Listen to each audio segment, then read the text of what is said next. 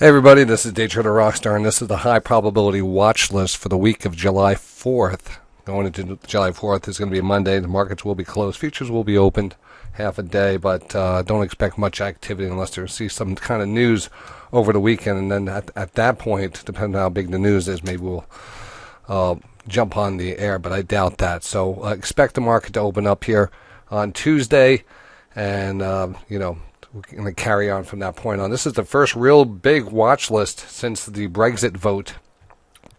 And the first part of this, of course, would be the market radar. And when we went into the Brexit vote, I think we should just recap what we were looking for. No one really knew what to expect out of the Brexit referendum vote. We thought maybe they would, we knew it was close. I mean, we didn't expect it to happen.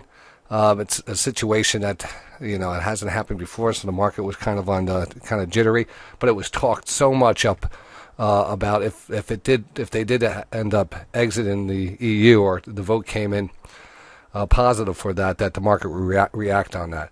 If it didn't, would the market pop on that? Well, they decided to exit. So since that point, we sold off pretty hard, and it was 2 days of good selling. I mean, 2 really good days of selling, and then you know what, the market is right back up here now, and that's exactly what we're looking for. So I think, even if we did see that exit vote fail, I think the market was due for that pullback. It was too much hype going into this whole scenario, and these scenarios play out. And we look back at a chart, we notice that certain areas, certain big pivot areas that represent the beginning of big rallies, sometimes can be measured out by certain events in the market. In this case, is going to be another one. And what I mean by that gives us that little flush. It gives us that fast volatility that we start to see divergence. We actually start to see the momentum separate from the price action, and we're able to see that much easier. So in this case, the market came down, the momentum shifted back up, and the buy momentum never came down to match the recent, the recent lows here. So we actually put in that higher low versus the lower low, and that's a real key divergence for us. And we love that setup, especially on the daily time frame, and we got that. And with that being seen early on, we were able to take positions into that. Now we did have a hedge on the VIX, and that worked out a little in that first move, and then we took a little bit more, and then of course the VIX didn't really move, and then now the VIX has gotten hammered, but the stocks have moved up. But the important thing here is just understanding that this divergence could mean something really big for this market. I've been talking about this all week, how I think that this market's on the verge of a major breakout. And I know these calls are pretty tough to make, and I don't like to make that type of call. I don't like to call tops. I don't like to call bottoms. I don't mind calling bottoms as long as we get those divergences, or at least what our specialty is actually finding the highest probability zones to get the biggest moves in the shortest amount of time. That's basically what I'm looking for. And that divergence setup usually gives us that level. So when we start to see that divergence, you can see a nice return back here. Of course, that was the biggest return. That one up here. 14% off the lows, 258 points on the S&P. From this divergence here, we'll just take a fast gauge of it. 72 points, about 3 to 4% move on that divergence. And this divergence right here, it was already moved up here 5%, 104 points. Now, again, this is where it comes into that big call here. How do you call this? I love divergences on that daily time frame. It usually leads to a big move. Fact is, we're right back up to the Brexit vote levels. A few more points and we'll be above that. The FTSE 100 is already at 2016 highs. This big Brexit was a big, it was just the market. What I wanted to see here is the sell-off and the money to flow back into the U.S. markets real fast, into these quality names. And what we've seen with this divergence is that we've seen many quality names here get a lift. Stocks that when the market's down 300 points, you would expect to be off, but some of these stocks were actually moving higher, and these are the consumer staple stocks, good dividend-paying stocks, telecom stocks, stocks that have been performing well. And it makes a lot of sense to me to see the money kind of flow into these stocks in the face of what's happening over in Europe. I don't think this is a worldwide event. I think it's a European event, and and our dollar's so strong, that has implications on the market itself. But also, where's the game to be? You want to make money in this world. Well, how do you invest your money? Well, stock market is still going to be the place to be, and if it looks shaky over in Europe and it looks shaky other places, bring the money over here. And we've already had our banking issues. We've already had our issues in the market, and we've cleared those up, and we've had our stimulus, and we've actually in the process of a series of rate rises, and the unemployment is back in check. Everything actually looks pretty good. I'm not going to be a pessimist and look at the election here coming up, which could be a major issue in the markets. But right now, everything here with the divergence, the daily, the consolidation that we've had over the last 2 years, 1.5 years, is telling me that we could get this divergence to propel us to new highs and to get us back up here above 2,200 very, very fast, very fast. And again, the one thing I keep on saying is, what's the line? When we were selling off here, I said, watch this market. We're probably going to pop. And at one point, people are going to realize, hey, this is just a pop, or wait a second, I made a mistake. I need to get in this thing. This thing is taking off without me. And at this point, I think that's what we've been seeing the last 2 days. A lot of people will say window dressing or end of the quarter, portfolio rebalancing. It has a lot to do with it. July is also a very bullish. The 1st of July has always been a very bullish day, so we had that follow through. But technically speaking, this is kicking butt right now, and we're very close to all-time highs. So going into next week, news still trumps the market. I mean, if we still had a country come out saying, hey, we're going to call for a referendum, we're going to, whatever, it might be something shaking up the market. Yeah, that's going to be the rug pull that we might want to see or expect to see. A lot of people expecting to see a rug pull. I don't know. Market has, it feels like it's pretty strong until we see something that really, takes this market down and holds it down. I think we're going higher right now. Just understand the news out there would trump any technical levels. Now, I want to go over on the watch list this week. We'll actually show you some examples of what we were trading this week into this pullback. And I've started buying some new positions today and this week into the pullback and expecting maybe new highs here. A lot of lane divergences have showed up on the thing. I have many here for you. You can't be in all of them. A lot of these are quality names. That's another reason I think this market's moving higher. If I go through my watch list, my focus list that I've got, as I put together over years of trading, just stocks I continue to rotate back in and out of. All these stocks, they have pretty decent charts right now. I'm even talking about the Apple, which is on this week's watch list, the ABBV here. These are not that far off the highs. Technically speaking, they're all divergences. Divergence happens when we're taking out the previous low, but the momentum has shifted back up here. So we're going to take out those, this is going to move fast and move up. And when we start to see that, it usually gives us a nice ramp up and it gives us a bigger move, but you have to take advantage of it. And you have to understand if you get overbought, that the odds of that follow through is going to, start to wane. So this is a short-term trading opportunity. But there's a lot of good stocks here, and we're going to go over those on the watch list. Just a little closer look at the 60-minute time frame of what we have going for us going into Tuesday. The 60-minute has started to rotate back. Not much here, other than it was showing good strength. Again, you could see the Brexit, the day before the Brexit vote, and the Brexit, how we pushed higher today. I mean, we're right back up there. This rotation, coming back, we'll watch it, because this last rotation we came actually down to a trend line, and that was another nice, there's two things that I watch for: divergences and triple trend line tags on a lower trend line on a quality name. Bang, bang, and bang. When that lines up and the 60 lines up and the daily has a divergence, these are the type of moves you're going to get. We've seen that on a few different stocks this week also, and we're going to go over those. So the 60-minute time frame, yeah, it's pulling back. Wouldn't put too much into it. I think this could even actually embed and push higher. I wouldn't say that's a big sell signal right now. The daily here is still very strong. I think news is going to be the main catalyst here.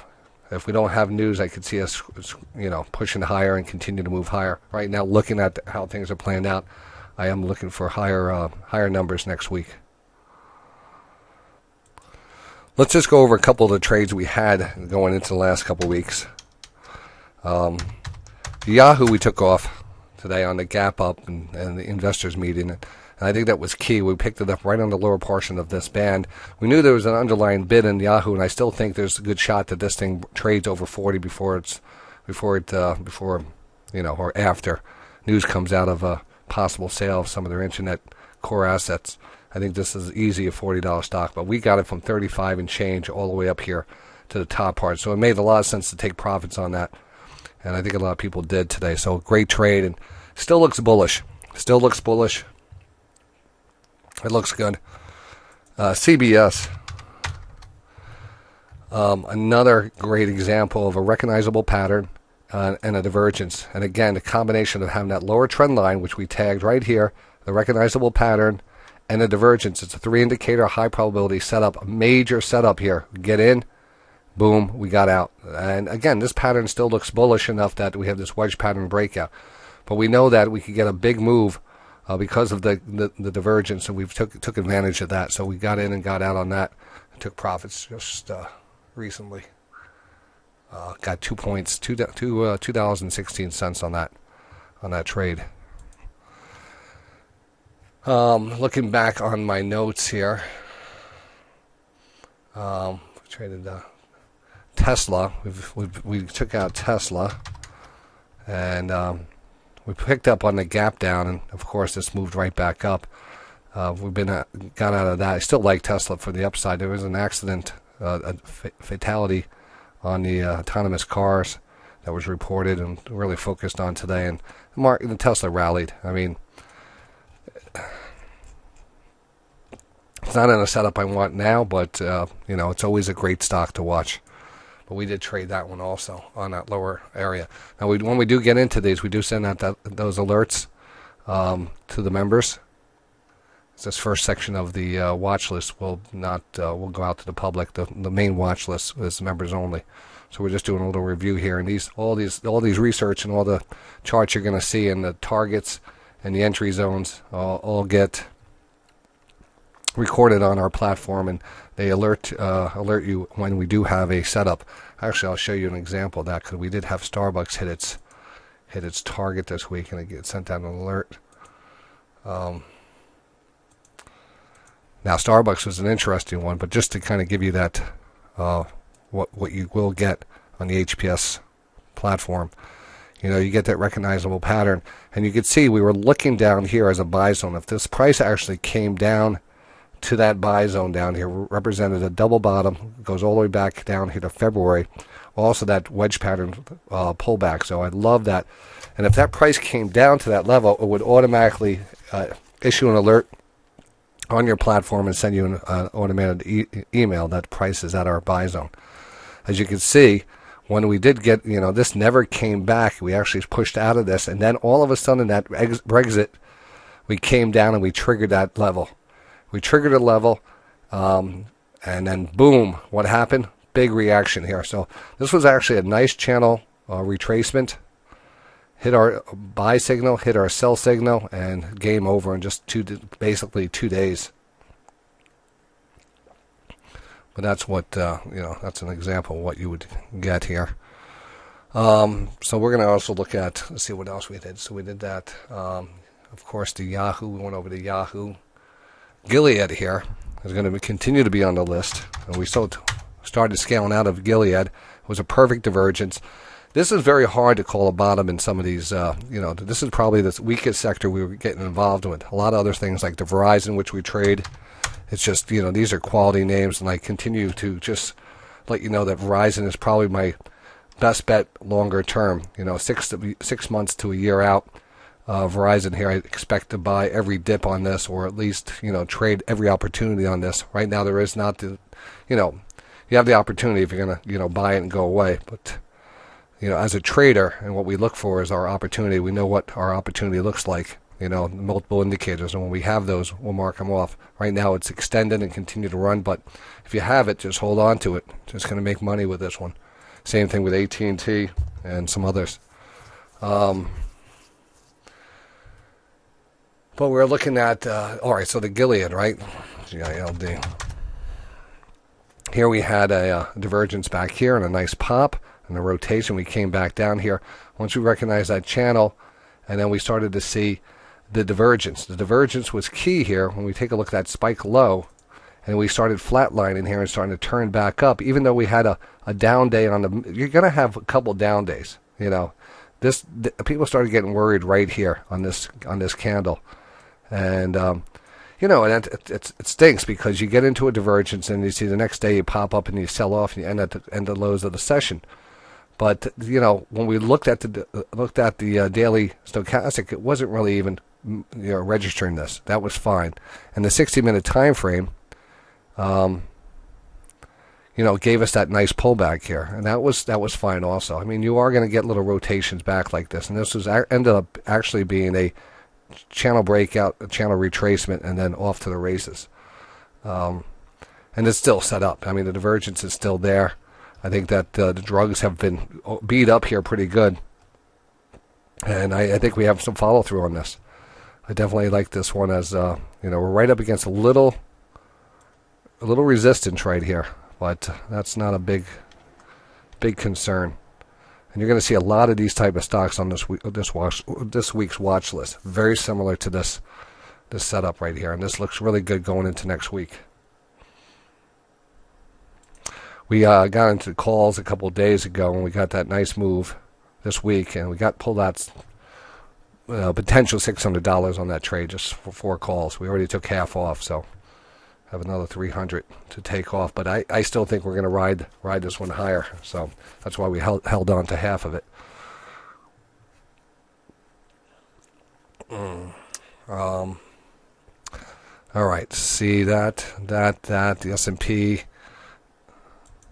Eli Lilly is another drug stock that gave us a perfect setup. We talked about this tight consolidation and that small little dip out of it, but then we rotated back up. I could smell this one, and it just knew it was going to pop out of this. It was looking so strong. We got oversold. We're nowhere near the lows. We're inside this really good pattern, and boom, we got that pop, and we took profits on it. So really good, nice setup. And now we're going to go into some of the other ones, and we're going to probably switch over to the regular watch list. So looking for a very exciting week next week, even though we're going to have a shortened week. We have a holiday on Monday. Tuesday, we'll start things off again in the room. If you're not a member, please come by, sign up for that. You get a lot of research. You got a lot of team members who trading in the rooms together. We're trading all these stocks. We're identifying these divergences, and we're just really a really good team there. So we'll see you there. And for those out there who are members, this video will continue with the HPS watch list.